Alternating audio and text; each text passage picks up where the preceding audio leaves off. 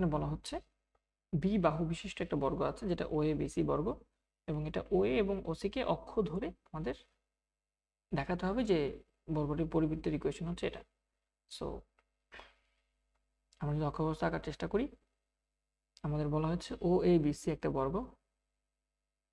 So এটা যদি সেই বর্গ হয়, আমরা বলতে পারছি এই বর্গটার যে বাহুগুলো আছে ও এ বি সি, যেখানে ও এ এক্স অক্ষ এবং ও সি হচ্ছে ওয়াই অক্ষ বরাবর, প্রতিটা বাহুর দৈর্ঘ্য হচ্ছে বি দেয়া, প্রতিটা বাহুর দৈর্ঘ্য বি বি বি বি। সুতরাং এই বিন্দুর স্থানাঙ্ক হবে 0, বি, সরি বি, 0, যেহেতু বর্গের বাহুর দৈর্ঘ্য হচ্ছে বি। সি বিন্দুর স্থানাঙ্ক হবে 0, বি। বলা হচ্ছে ওই বৃত্তের পরিবৃত্তের সমীকরণ করো, মানে ওই বর্গটির পরিবৃত্তের সমীকরণ নেব।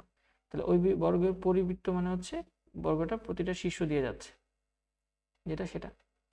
তাহলে অবশ্যই সেই বর্গটা আমরা যদি এসি কে ব্যাস ধরি, তাহলে যে বৃত্তটা হয় এটাই আমাদের সেই নির্ণেয় বৃত্ত। এসি কে ব্যাস ধরতে হবে, ঠিক আছে, যেহেতু বর্গের পরিবৃত্ত চাইছে, মানে প্রতিটা শীর্ষ দিয়ে যাচ্ছে। সো অবশ্যই এসিটা হবে আমাদের এই পুরো বৃত্তটার ব্যাস। তাহলে আমরা ব্যাসের প্রান্তবিন্দু জানা থাকলে অবশ্যই সে বৃত্তের ইকুয়েশন জানি।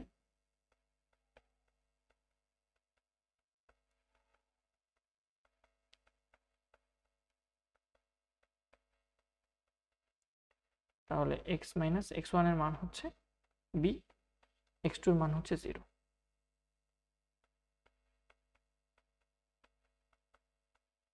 Y minus Y one, Y ওয়ানের মান হচ্ছে 0, ওয়াই টুর মান হচ্ছে বি।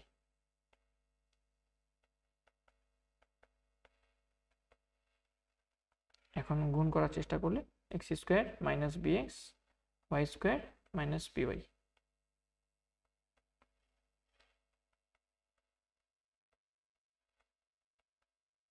এক্স স্কোয়ার আর ওয়াই স্কোয়ারকে এক পাশে রাখলে, ওপাশে বি নিয়ে গেলে, বি কমন নিলে এক্স প্লাস ওয়াই থাকতেছে। এটাই হচ্ছে আমাদের নির্ণেয় বৃত্তের ইকুয়েশন সৌট। হোপফুলি ম্যাথটা বুঝতে পেরেছি। ধন্যবাদ সবাইকে।